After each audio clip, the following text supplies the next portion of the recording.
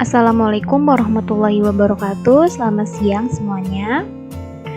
Langsung saja, kali ini materinya tentang pemanfaatan konservasi tanah dan lembaga-lembaga yang menyediakan data di Indonesia. Nah, yang pertama dapat pengertian konservasi tanah, yaitu usaha untuk mencegah kerusakan tanah akibat erosi karena penggunaan tanah yang berlebihan sehingga tanah berubah secara kimiawi dan biologi tanah. Selanjutnya di sini terdapat tujuan konservasi tanah. Yang pertama, untuk menjamin sumber dan melindungi sumber daya tanah. Yang kedua, memperbaiki tanah yang rusak atau rehabilitasi. Yang ketiga, meningkatkan produktivitas tanah. Selanjutnya ini terdapat pemanfaatan konservasi tanah. Yang pertama, sebagai media atau habitat bagi makhluk hidup. Yang kedua, sebagai lahan pertanian atau pekerjaan lainnya. Yang ketiga, menyediakan unsur hara.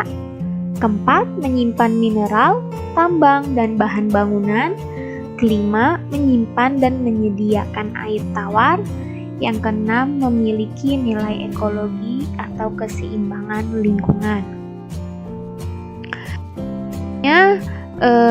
Macam-macam metode konservasi tanah. Yang pertama, metode vegetatif. Yang kedua, metode mekanik. Yang ketiga, metode kimia.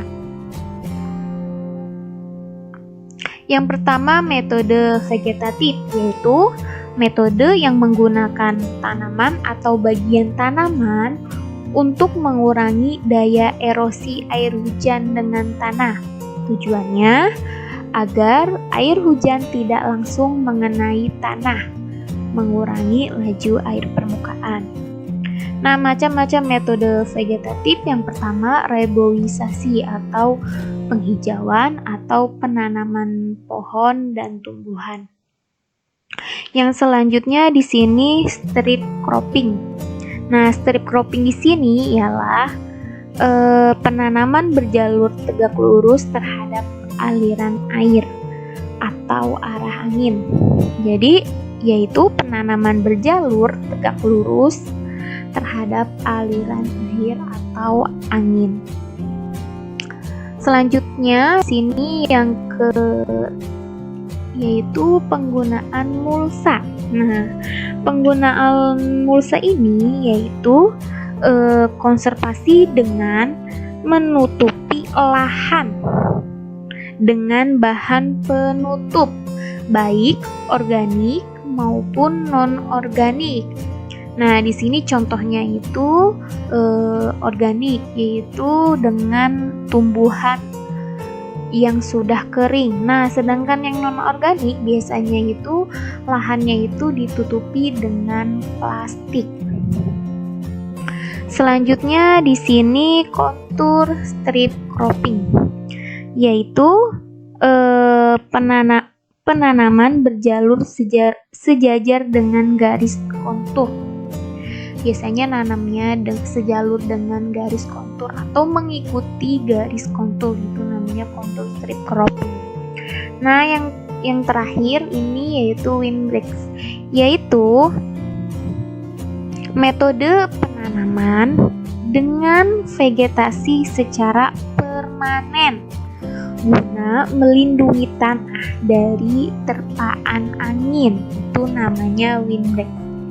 Nah, bisa kalian lihat di sini gambarnya. Yang pertama ada pohon yang kecil, terus pohon yang lebih besar, pohon yang lebih besar. Nah, pohonnya ini yaitu menghalangi lahan atau pemukiman dari angin. Nah, di sini ada metode mekanik yang kedua, yaitu konservasi lahan atau tanah yang dilakukan dengan mengolah tanah atau mengubah bentuk fisik tanah.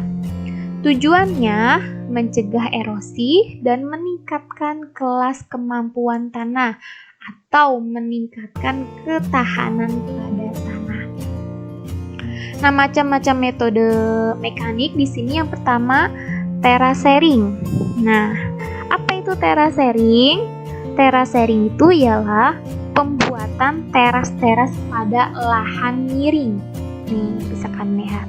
Tujuannya yang pastinya agar tidak terjadi longsor pada tanah ini, terus tanahnya itu semakin kuat.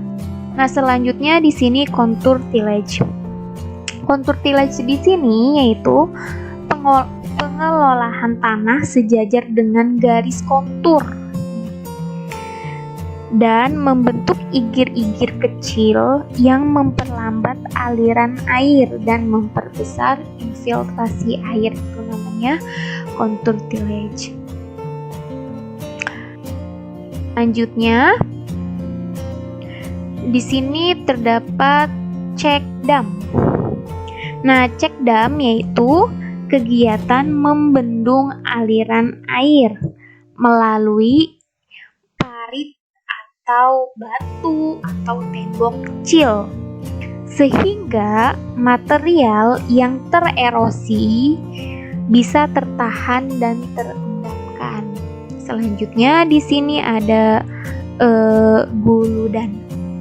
Nah, guludan yaitu metode pembuatan gundukan tanah agar air bisa mengalir secara atau searah dengan garis kontur.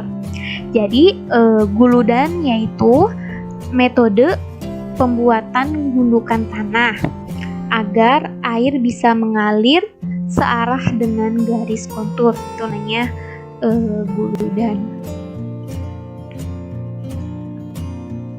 Nah, yang ketiga atau yang terakhir itu ialah metode kimia.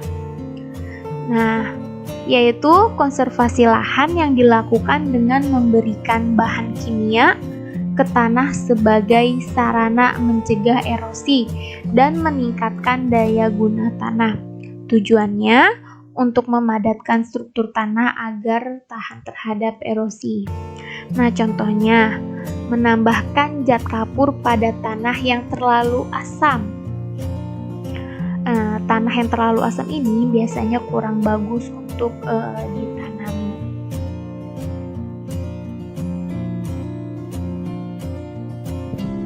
Nah, selanjutnya di sini terdapat potensi tanah. Ada daerah pegunungan, daerah dataran rendah, dan daerah pantai. Nah, daerah pegunungan ini biasa dimanfaatkan untuk perkebunan. Nah, hambatannya biasanya terjadi longsor dan erosi. Nah, usaha penanggulangannya dilakukan dengan menanam pohon pelindung atau menanam pohonan yang kuat.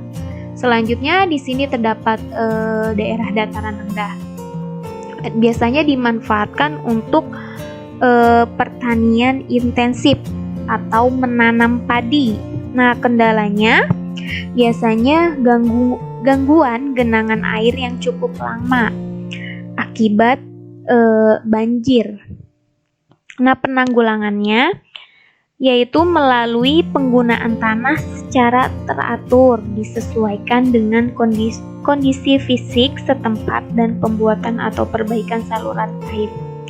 Jadi penanggulangan pada daerah rendah yaitu perbaikan saluran air, itu yang paling penting. Selanjutnya di sini daerah pantai.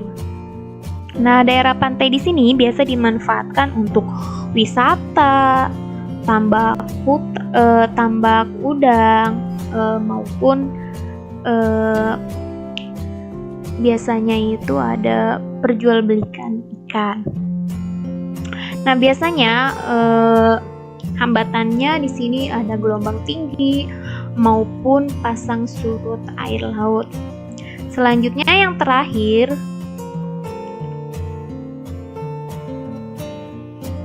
di sini yaitu lembaga-lembaga yang menyediakan dan memanfaatkan data geologi di Indonesia. Nah, pengertian dari Badan Geologi adalah salah satu unit teknis di bawah Kementerian Energi dan Sumber Daya Mineral. Nah, tugasnya yaitu melaksanakan penelitian di bidang geologi. Nah, contoh lembaganya, yang pertama Dinas Energi Sumber Daya Mineral, yang kedua Badan Pertahanan Nasional atau BPN. Oke, sekian materi. Oh iya, jangan lupa seperti biasanya ditulis di buku catatan. Nanti sewaktu-waktu Ibu minta. Oke? Dan tugas-tugas yang kemarin yang sudah Ibu kasih, ada 2 tugas tuh, dikerjakan, jangan lupa. Nanti kirim di GCR. Oke, sekian, kurang lebihnya mohon maaf. Kalau ada yang belum jelas bisa ditanyakan baik melalui PC maupun grup. Oke, sekian. Wassalamualaikum warahmatullahi wabarakatuh.